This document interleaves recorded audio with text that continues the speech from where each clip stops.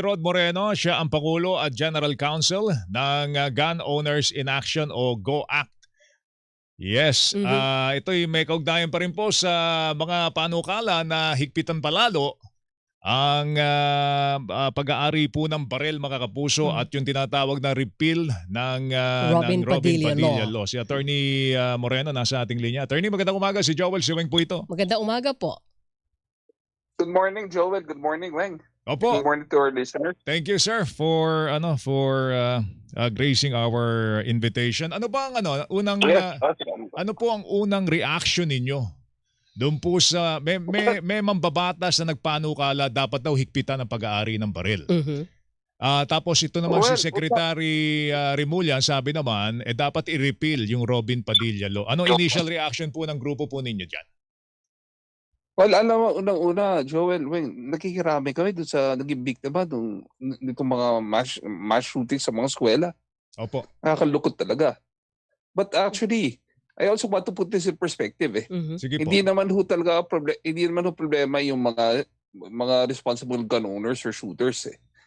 Kasi dito sa mga involved, nakita ho natin doon sa Ateneo Zamboanga, it's really an errant law enforcer. Kasi customs police siya, talagang hindi lang sabihin natin nagpabaya. Talagang binigay niya talaga yung baril doon sa anak niya, doon sa kotse. Hindi mo na sa kotse, alam niya, nasa kotse yung baril. Mhm. Pinabayaan niya yung anak niya na ano. So, kumbaga hindi yung civil gun owners yung may problema doon.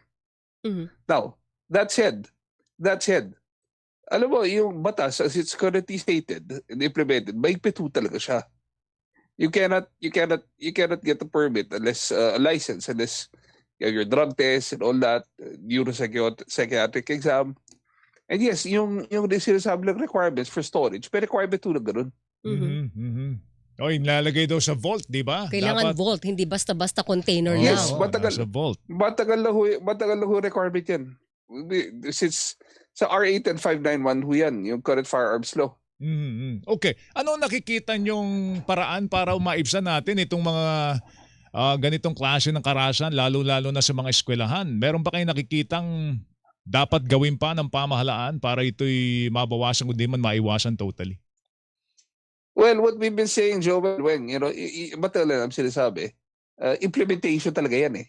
Kasi may batas talaga ho tayo, Republic Act 591, bawal ho yung illegal firearms, licensed firearms. Tapos, available ho yan, yung illegal na baril. Mhm. Kasama na ho dyan yung registrado yung baril, and then yung may-ari, ililipit niya sa mga tao, illegal possession of firearms ho yan. Mhm. So, it just has to be implemented. So hindi kayo And pabor at enforced. attorney doon sa panukala, sinasabi ni Secretary Remulla na ibalik natin sa dati ang issue dito sa pag-aari ng baril. Kailangan gawin na rin na non-bailable ulit ang pag-aari ng loose firearms. Well, alam mo, currently, as it is worded, non-bailable naman ho yung loose Oo. firearms. Depende ho kasi kung sa Sa offense. ilan loose firearms yung Oo. pinag-usapan . Mhm. Kung 3 and above, no bail ho yan. Yes. Now, in this case, if the loose firearm is involved in a crime na yung tinatawag na heinous crime, it is non-bailable ho. Yes. Like in this case, ang sa akin as a lawyer sa Ateneo sa mga shooting, ang basa ko lang as a lawyer, dapat ho makasuhan talaga dito criminally yung father nung Bata. shooter. Mm-mm. siya di ko. Oo. Kasi po ang basa ko dyan parang I didn't participate in the investigation. Ang sa akin ho parang binigay na rin ho yung baril dun sa anak niya. Mhm. Okay. Hindi yes. Actually, sama ho ako ng 10 doon sa binanggit po ninyo. Kasi yung nangyari sa Tacloban, Mm. tiyahin na pulis ang Correct. may-ari ng baril na kinuha, yung ginamit. Tapos yung isa pa, yung lolo niya, dating Kafgu, nakuha niya yung baril doon sa lolo niya. Tapos Yun ito, sinasabi natin. Tapos ito, attorney, Tatay niya. tatay naman niya na law enforcer din. Law enforcer din. Hindi ka maniniwala na bigla nawala na lang doon sa may-ari ng baril tapos bigla kinuha. Kasi law enforcer . Oo. Mostly marunong mag-safeguard, di ba? Kaya nga po, so sinasabi natin, parang wala sa hulog kung ang hihigpitan mo ay yung mga licensed gun owners, civilian licensed gun owners, na Tama ho. lahat ng panuntunan ay sinunod para makuha naman. Kasi yung mga baril na ginamit, nakuha sa mga law enforcers na dapat lang naman merong baril, Weng. Mhm. 'Di ba? Mhm. Parang kasama na ng uniforme Yes. nila 'yun eh. Yes. Tingin nyo ba dapat, ewan ko, mahigpit ba ang batas laban po dun sa mga nagpapabaya?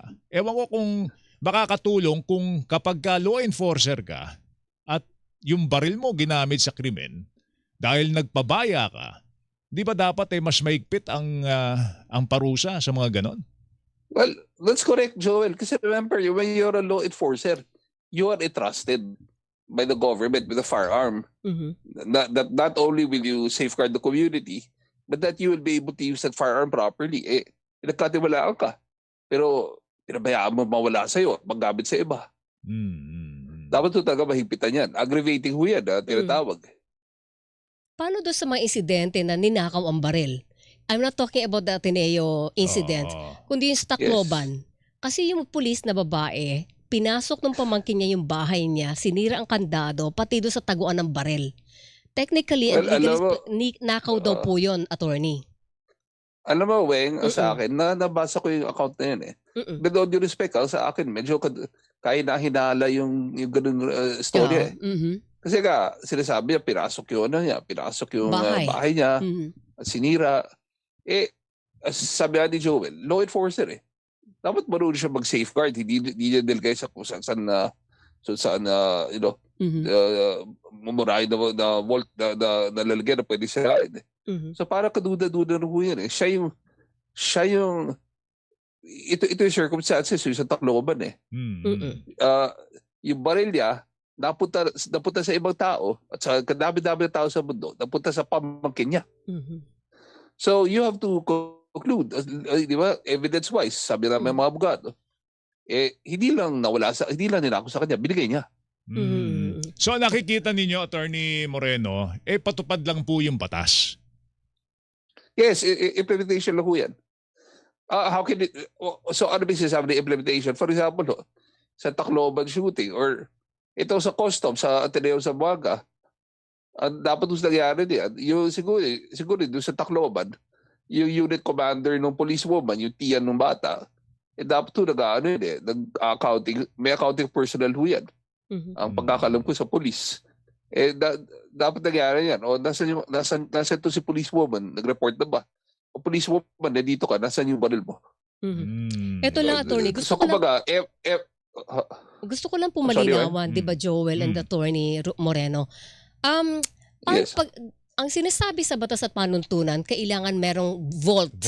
Na paglalagyan. Ano bang pag sinabi natin vault, ano bang klaseng vault ito na no one, kahit sino na may ibang susi ay hindi kayang buksan ito dapat? Anong klaseng vault ba yung pinag-uusapan sa ilalim ng batas? Well, nakalagay sa batas, locked.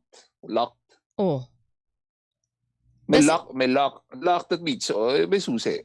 May susi. The spirit of the laws, ikaw na may hawak ng susi. Actually, correct. Pero paano kung madaling buksan yung vault? Kung plastic lang yung vault mo, nakakandado nga, pero ang daling buksan o basagin. Ngayon, pag bumili ka ng baril, meron talagang safety lock yan.